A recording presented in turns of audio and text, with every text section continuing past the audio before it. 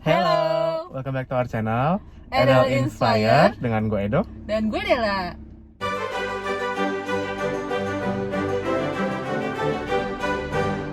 Ternyata ada kera kecil ketabrak, terus pecah kepalanya. Aduh.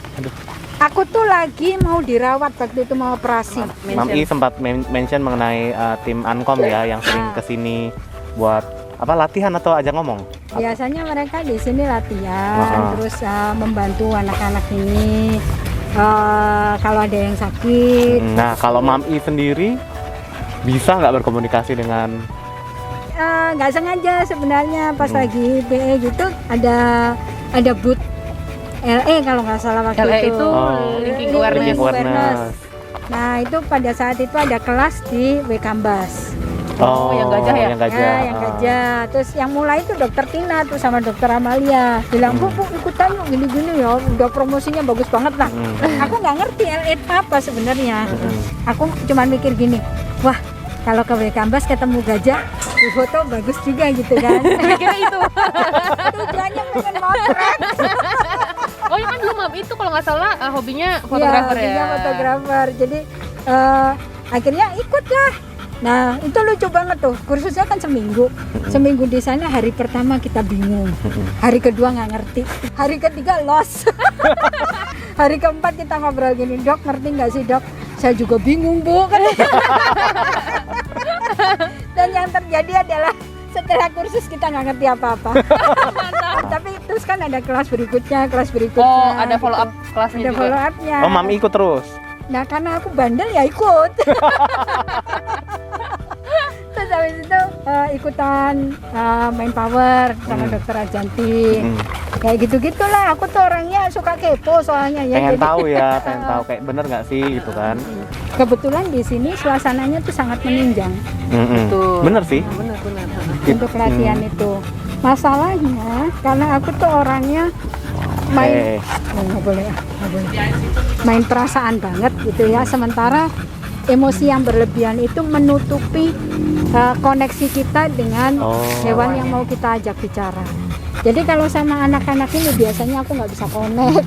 Anak-anak sendiri kali ya. Anak sendiri itu justru paling susah. Kalau di dalam berkomunikasi dengan mereka, aku tuh lebih banyak visual. Kayak misalnya waktu kucingnya Mbak Ami hilang gitu kan. Aku bilang sama Mbak Ami, Mbak aku tuh lihat kayak dia di dekat jalan tol yang baru mau dibangun gitu. Terus Mbak Ami bilang nggak mungkin. Ya sudah, aku lupa, Mbak Aminya juga mungkin lupa. Terus berapa lama ya, 2 atau 3 minggu kemudian itu anaknya Mbak Ami main ke lokasi itu. Ada warteg gitu, ketemu kucingnya ada di situ. Saya bilang, Mami, yang dulu Mami bilang bener katanya.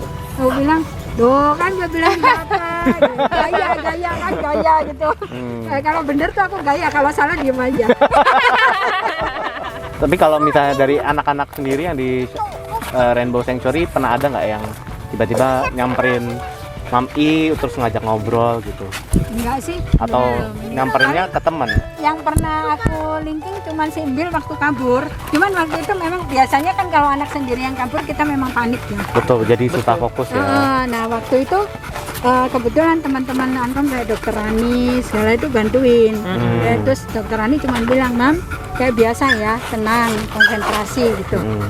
Akhirnya aku tuh udah buru-buru mau ke sini, nggak tahu kenapa tiba-tiba aku berhenti ada di pinggir jalan.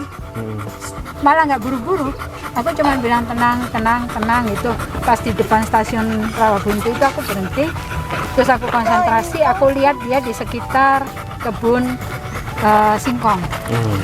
Waktu itu temanku bilang kebun singkongnya di sebelah kiri, dia belum nyebrang jalan. Tapi feeling aku bilang dia nyebrang jalan. Gitu. Keluarin Happy, cari di seberang, aku bilang gitu kan. Nah pas mobilku sampai depan, pas Happy-nya lagi dikeluarin sama mereka, dan ternyata ada info dari warung depan itu kalau ada yang ngelihat embil di seberang di kebun singkong. Ya sudah, kita lari ke sana bawa Happy. Jadi akhirnya ketemunya lucu lagi. Si embil tuh sembunyi di kebun singkong. Dia kan takut sama orang, termasuk sama Nel Boy. Dia nggak mau keluar meskipun aku udah nyanyi-nyanyi kapan bila gitu kan. Dia nggak mau keluar. Ternyata pas kita udah nyebrang sana, lewat kebun singkong itu, di sana kan ada jalan. si Imbel tuh mau balik ke sini. Nah ternyata di situ udah ada satu knalpot jagain, dia nggak jadi. Akhirnya dia ngikutin kita dari belakang. Jadi lucu, kita nyari dia di belakang ngikutin. Terus habis itu kita kan nggak tahu kalau diikutin. Terus aku bilang sama si Andi, "Dik, beliin minum, si Happy haus gitu, udah jalan jauh kan."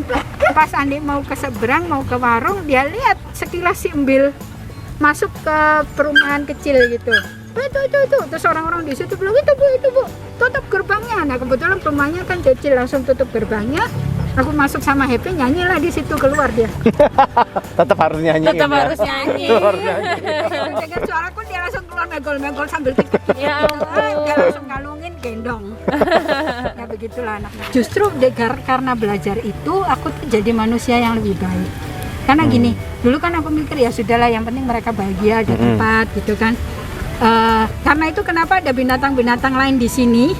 Itu ya karena jadi lebih terasa gitu. Aku mikir, oh ternyata mereka tuh punya kehendak, mereka punya tujuan diciptakan gitu ya. Mereka bukan tiba-tiba aja ada di dunia ini terus bersama manusia tinggal di sini, nggak begitu juga. Mereka ada purpose-nya. Dan ternyata setiap hewan ini kayak misalnya kardinal, dia dilahirkan mungkin untuk membuka hatiku supaya lebih baik. Karena anak ini banyak dan aku harus lebih sabar gitu ya. Bener sih, make sense, bener. Jadi terharu ya. Jadi Poli itu bisa tiba-tiba aja nyamperin Loisya, si guruku waktu itu bilang ke Loisya bahwa dia seharusnya sudah meninggalkan aku untuk membantu orang lain. Itu waktu di Wekambas. Tiba-tiba hari keberapa gitu, waktu bukan pada saat pertama aku ikut ya, pada saat aku ikut kursus di tahun berikutnya. Itu tiba-tiba dia duduk, kebetulan aku duduk di sini, dia duduk di sini. Dia bilang gini, tadi malam ada seekor anjing putih, agak gembuk, bulunya lebat kayak anjing Eskimo. Itu datang ke aku, dia bilang gini, Loisya, nanti di sesi kamu tolong ceritain bahwa aku tuh guardian aku. Maksudnya kalau kita kan nggak pernah bilang owner, kita selalu bilang guardian kan. Guardian aku itu seharusnya sudah selesai, aku tugasnya dengan guardian aku gitu. Karena ada satu orang anak cacat fisik gitu ya, yang memerlukan bantuan aku. Jadi tolong bilang sama dia harus ikhlaskan aku untuk pergi. Terus aku langsung dek gitu kan. Terus aku nyari fotonya Poli, aku kasih lihat. Loisya, ini bukan, dia bilang, that's right. Langsung nangis aku. Nggak boleh, Poli nggak boleh pergi. Aku harus mencari anak itu supaya dia bisa ke anak itu untuk membantu anak itu. Tapi karena akunya berat, berapa ya? 2 bulan kemudian baru aku posting di FB tentang ini. Ada cerita nggak sih kalau dari si ini siapa namanya? Bani. Nah ini Bani nih yang sedih. Kenapa waktu itu aku nggak jadi bikinin yang prostetik? Dia ditanya, waktu itu ditanya sama teman-teman, Bani, kamu mau nggak sih dibikinin kaki prostetik gitu kan? Sempat dibawa kan yang waktu itu? Iya, sempat dibawa, diperiksa dokter juga. Terus dia bilang gini, aku udah bahagia kok, dia bilang gitu. Bahagia dengan kakinya yang cuma 3? Iya, dengan kakinya yang cuma 3. Terus kita bilang kan, tapi kan badan kamu udah mulai miring gitu kan. Terus dia bisikin si salah satu waktu itu, kalau nggak salah si siapa ya, teman-teman MP kok yang itu. Pokoknya si temen ini terus tiba-tiba deketin aku, dibilang gini, Mam, itu kalau kaki prostetik mahal ya? Aku bilang nggak tahu sih ya, mungkin mahal kali. Terus dia bilang gini, kira-kira 20 jutaan ya. Aku tahu dari mana? Si Bani yang ngomong. Terus dia bilang, Bani kok bisa tahu? itu dia, aku juga bingung. Aku bilang ya mungkin kali segitu ya. Terus kata si Bani, nggak usah aja kalau segitu, terlalu mahal, kasihan, mending buat teman-teman. Kalau di Ankom itu kita percaya mereka berkomunikasi kan lewat gelombang alfa, telepati ya. Ya mungkin apa yang tidak terucap dengan kata-kata dia tetap bisa nangkep. Tapi kalau Bani ini kakinya kenapa 3, Mami? Ya memang dari lahirnya cacat. Memang dari cacat dari lahir. Nah yang ada satu lagi yang kita pelajari di Ankom itu adalah bahwa anak-anak ini mereka itu bisa menyerap apa yang kita derita.